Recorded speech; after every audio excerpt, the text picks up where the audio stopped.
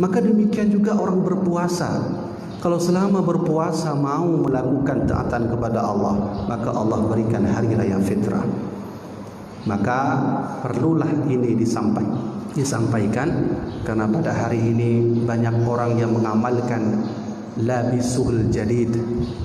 Hari raya itu identik dengan baju baru. Maka kata ulama, laisal 'id liman labisahul jadid. Hari raya itu bukan pada orang yang memiliki baju baru. Walakinnal 'id, akan tetapi hari raya itu adalah ta'atan tazid, ketaatan kita semakin bertambah. Itu yang disebut hari raya. Pertanyaannya, silahkan bertanya kepada diri masing-masing. Sampai hari ini, di detik ini, apakah keimanan kita bertambah selama berpuasa? Apakah ketaatan kita bertambah selama berpuasa? Kalau iya, tanda bahwa hari raya sudah ada untuk kita, hadiah dari Allah Subhanahu wa taala. Kaum muslimin rahimakumullah. Tapi sang khatib ingin sampaikan, ada 5 hari raya yang melebihi hari raya dari hari raya yang lain. Siapapun yang mendapatkan 5 hari raya ini, sungguh dia itu keluar dari bumi ini dengan selamat dan masuk ke dalam surga. Apa itu 5 hari raya? Kata Anas bin Malik, salah seorang sahabat Nabi yang tertua. Beliau salah satu sahabat Nabi yang terakhir meninggalnya, yaitu Anas bin Malik. Apa kata beliau? Lil mu'minina khamsatun a'yad. Ada 5 hari raya khusus Allah berikan untuk orang beriman. Yang pertama, al-yawmal ladzi la yuktabu dhanbun, yaitu hari raya ketika kita sama sekali tidak melakukan dosa 1 hari saja.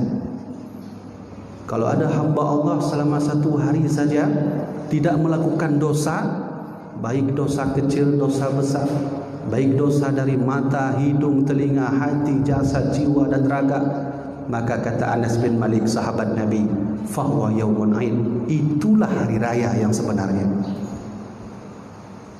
Benarlah kata sahabat Nabi, mungkin setelah hari raya ini kita akan melakukan dosa kembali. Di selama 30 hari puasa kita menahan diri dari bermaksiat. Setelah ini mungkin kita akan melakukan kemaksiatan. Maka itu bukan hari raya. Kata Anas bin Malik, yang disebut hari raya itu adalah 1 hari saja tidak melakukan dosa, itu disebut hari raya. Yang kedua, kata Anas bin Malik, al-yawm alladhi nukhriju minad dunya bil iman.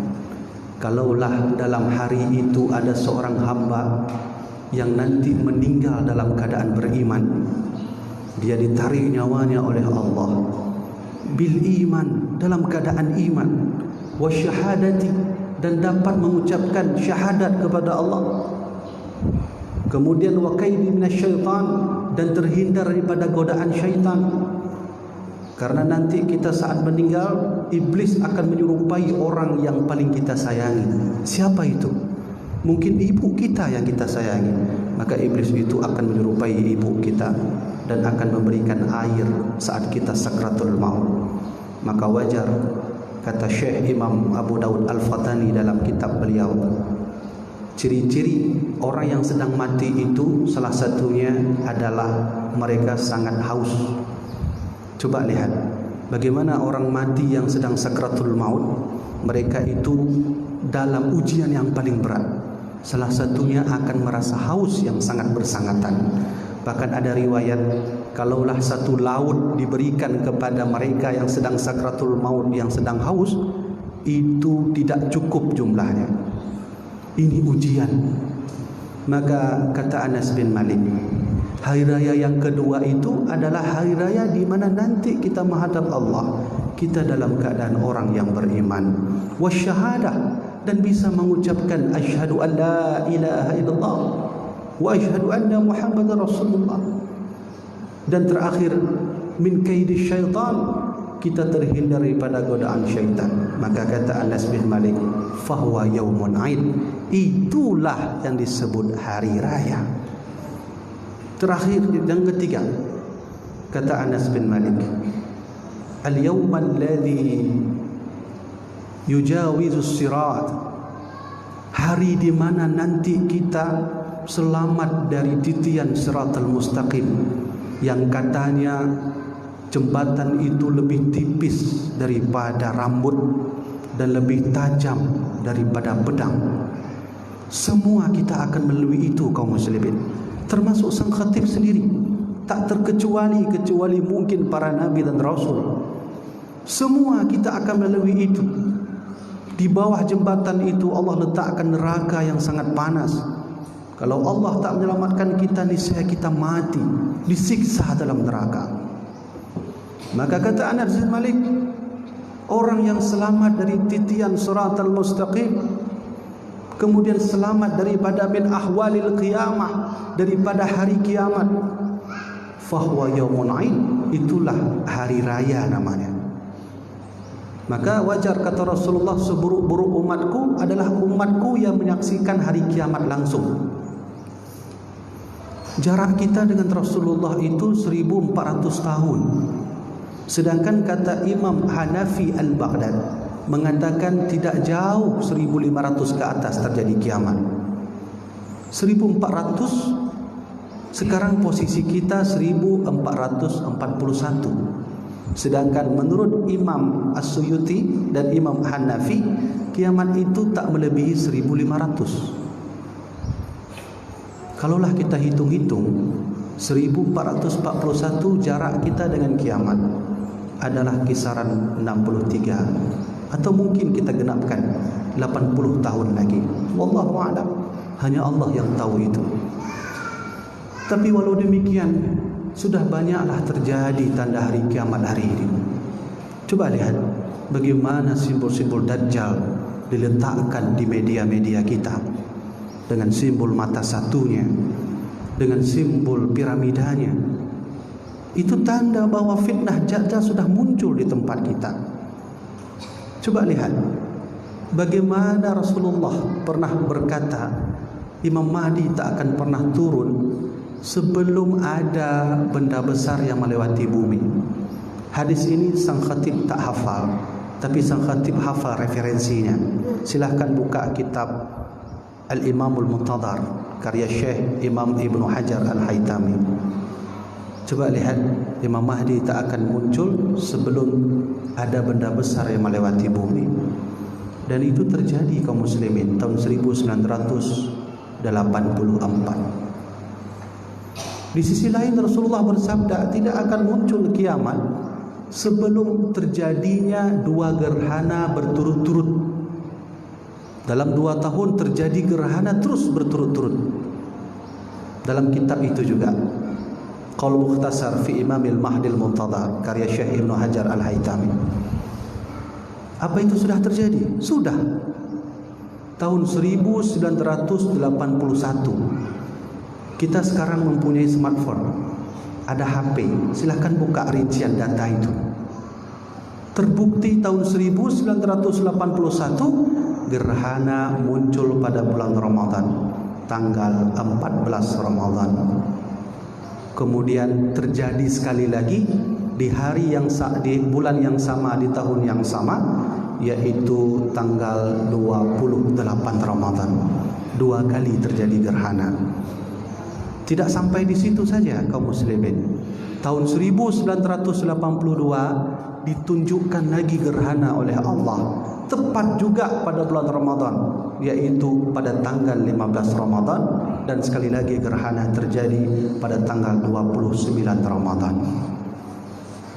Jarak 1984 dengan jarak kita 2020, berapa tahun itu?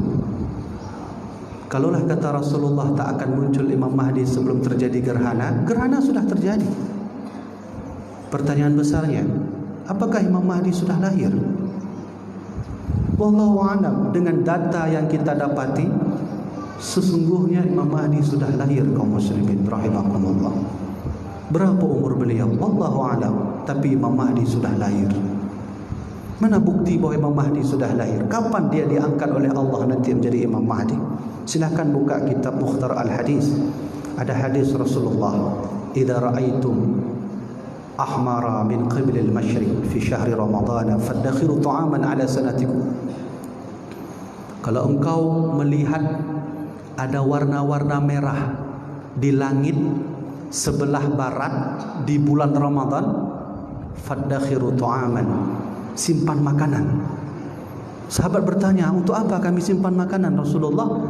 Fadakhiru ta'aman ala sanatikum, karena setelah ada warna itu di langit akan terjadi kemarau setahun setelah masa itu.